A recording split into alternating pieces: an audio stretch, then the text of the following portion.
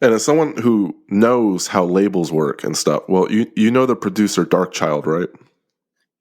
Yeah. So he sold recently 982 songs of his catalog. Does that make sense to you? Why would you sell the rights to your own music? I'm seeing that a lot. I mean, I just saw that this morning with Bob Dylan. Didn't he just sell, I think, maybe his entire catalog? Yeah, I think people are maybe just like ready to jump ship in some way.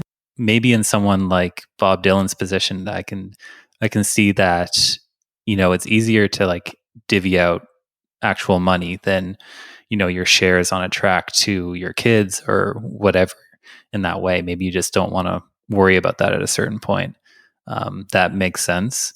And, already I think the labels own, 50% or whatever of his songs anyway. So he's just sort of maybe just like backing away and going to buy an island or something, which I could kind of understand that perspective if you're just like done in general with the music industry. So for a song as popular as "Say My Name" by Destiny's Child, he earned Mm. like 60,000 in royalties because he's getting 3% royalties. So the misconception is the 50-50 split Mm-hmm. is between the writer and the publisher, not the artist and the producer. Artist Yeah. and producer could also be one of those, but usually the producer gets points from performance royalties and very rarely from publishing royalties. Is that true?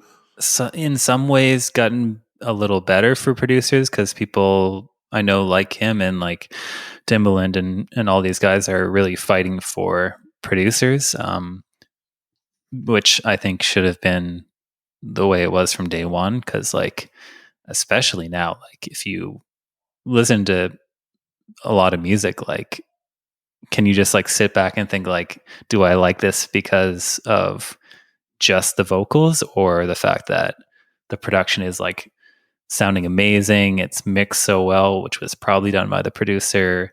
Like the writer may have also, the producer might have been involved in that. Like the producer is doing so much, and the fact that that's still, they're still walking away sometimes with like 5% or whatever it is of a track, makes no sense to me. But you might be at a crossroad that you come to later in your career. Will that be an easy decision for you, or are you pretty adamant about owning your own art? Because I did read something where it took you a while in your career to realize that you had creative input in your own art. You had the freedom to make the decisions, like how your videos are going to look, what your cover art's going to look like, maybe what you wore in photo shoots. So you seem like a type of person that values owning your own art. For the most part, yeah, I do have the rights to everything, which I think is important. And on my level, it's obviously not the same as Darkchild or whoever, but I think it is important to have that just that control over yourself, your image, like your name. That people, if someone purchases that, that's completely out of your hands. Like I didn't fully watch what Dave Chappelle was talking about recently, but I know he was going through that with the Chappelle show on Netflix. Like at a certain point, they just basically owned the property and they just threw it up there. And he's like, "Well, I'm not, I don't really want that right now." And luckily, he got respected in that way because they actually owe him, for bringing so much content already to their property in that way. But yeah, I think it's really important for people to maintain that. But I can't speak for everyone. If you just need the money and it's an immediate thing, then I understand that situation.